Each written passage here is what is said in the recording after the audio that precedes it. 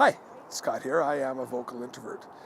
Been reflecting on a few things here the last little while, and really what I kind of think about is I've been reading some more and listening some more to some audiobooks as it relates to introversion and getting inside of oneself. And it makes me stop and think, what does an introvert do when they start to get into a funk, or they start feeling blue, or even progressing to the point of depression? They talk about the big black dog called depression, which is a really good video, and I'll put a link in below.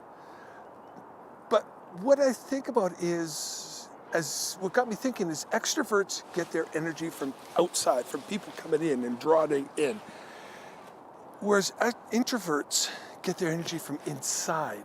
And then, so I stop and think about when a person starts to get into a funk and starts to go into a depression, they start to pull inside themselves, they draw inside themselves. And I don't know that there's energy there for them if they're in a funk or in a depression. So where do introverts get their energy or their stabilization when being inside themselves sometimes is the worst place to be?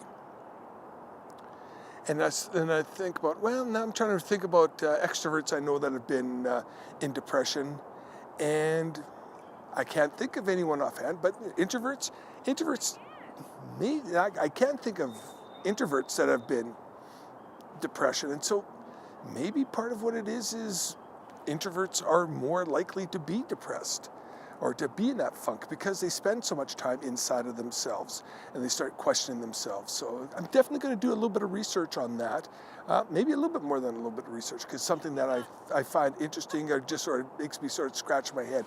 So I'm going to give that some thought, and hope you do too. If you have any thoughts, by all means, let me know, and maybe we can share some insight and figure some of this stuff out together. Until next time, take care.